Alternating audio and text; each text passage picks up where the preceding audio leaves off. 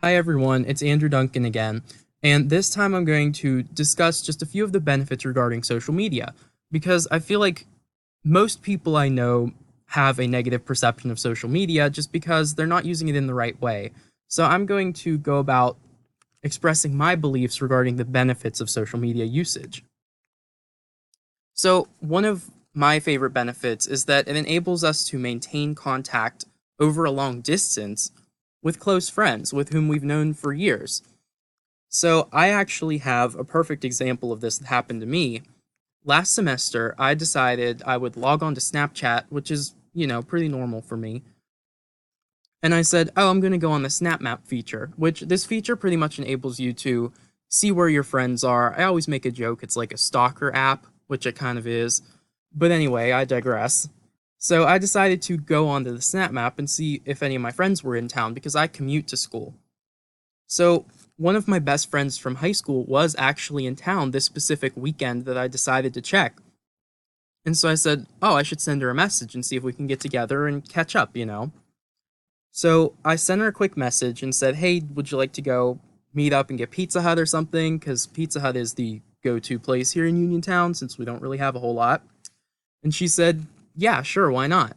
So we were able to get together and go to Pizza Hut and just catch up on how our semesters had been because we hadn't seen each other in months and we don't really text that often just because we're always pretty busy with schoolwork. And so, because I logged on to the Snap Map that weekend, we were able to facilitate this meeting of friends, which would not have otherwise been possible just simply because we would think, oh, we're at school doing our work this weekend as usual. So it was very nice that SnapMap and Snapchat enabled me to have that reconciliation. So another huge benefit of social media is that it enables us to form connections with people whom we would not otherwise be able to meet in person. So we're able to join, my favorite example is these Facebook groups. So we can go into these Facebook groups to find people with common interests.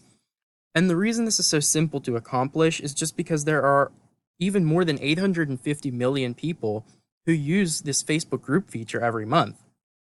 So I actually have a little personal example of this as well.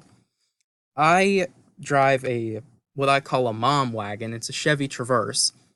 And so I said, okay, I'll probably never meet another car enthusiast who drives this vehicle just because it's not the type of vehicle a car enthusiast would typically drive.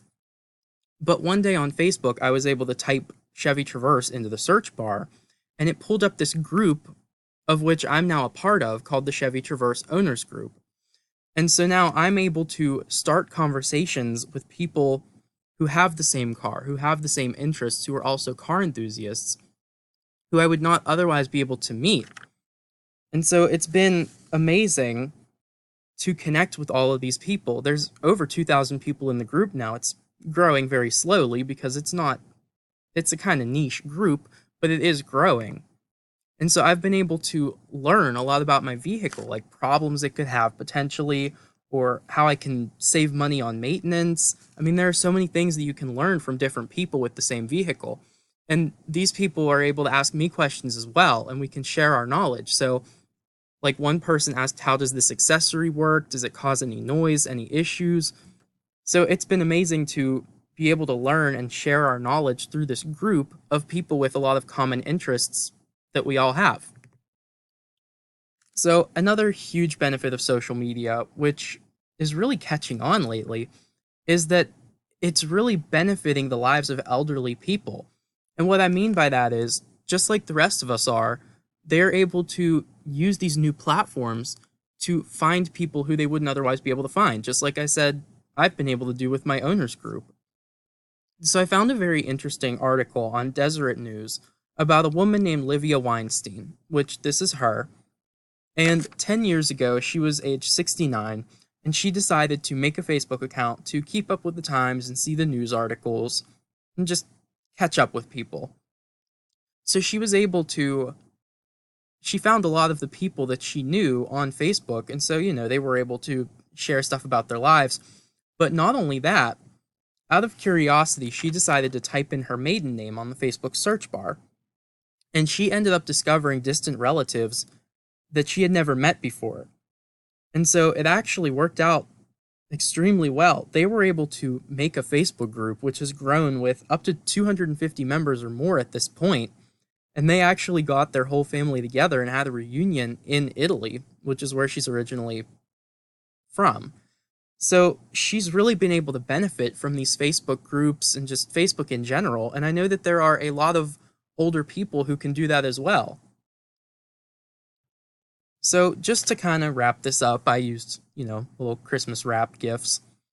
But it's pretty clear that social media is extremely beneficial when used in the correct manner. And as I've said, it not only enables us to maintain those connections with our friends who might live far away from us, but it can also help us to meet new people with common interests as well, with whom there's no other way that we could possibly meet.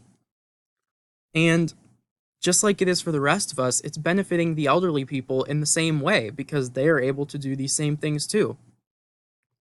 And here I just included some sources like the Desert News article and then all of my pictures where they came from. And so that is about it.